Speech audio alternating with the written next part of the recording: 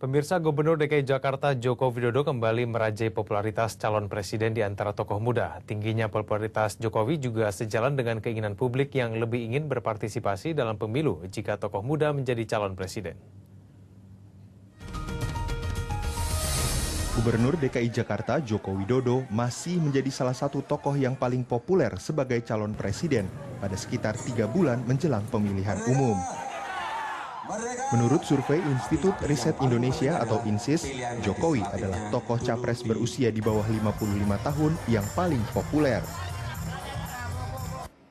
Popularitas Jokowi mencapai 83,55%. Selain kader PDI Perjuangan itu, ada pula Priyo Budi Santoso dengan 78,59%,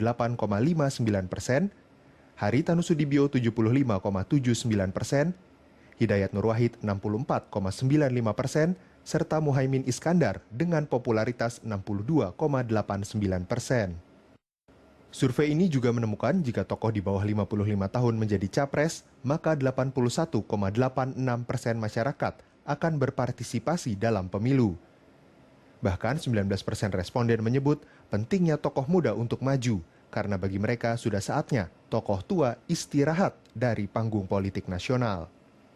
Kalau hasil survei tadi kan itu mengindikasikan pada kita, kalau publik kita serahkan nama-nama muda, ternyata semangat mereka untuk ikut pemilu tumbuh lagi. Gitu. Nah, ini menunjukkan bahwa memang tingkat kejenuhan itu sudah memulai memuncak. Seperti yang saya telah jelaskan bahwa ketika tokoh itu disebut terus-menerus, maka dia lama-kelamaan akan mengalami tingkat kejenuhan. Gitu kan? Sehingga kita butuh regenerasi. Gitu. Kalau saya tidak punya nama ya. Kalau saya harus disuruh menyebutkan nama, saya nggak punya nama siapa gitu, yang layak untuk menjadi presiden, mewakili kaum muda.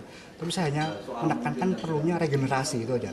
Sementara itu di antara para tokoh yang berusia di atas 55 tahun, popularitas Megawati Soekarno Putri mencapai 98,59%.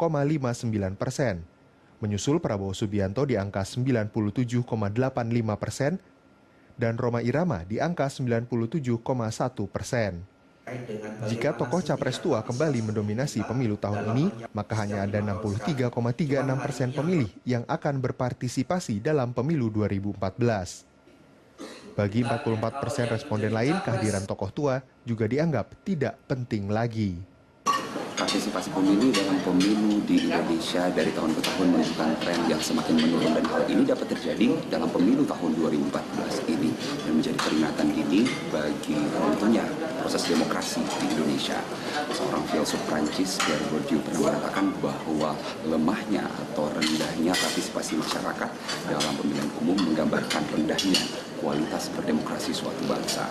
Partai politik perlu melakukan berbagai strategi termasuk dalam melahirkan tokoh-tokoh baru yang berkualitas agar pemimpin bangsa yang dilahirkan di pemilu 2014 juga berkualitas untuk dapat membangun bangsa Indonesia ke depan. Carlos Michael Franciscus Menla, Berita 1 Jakarta.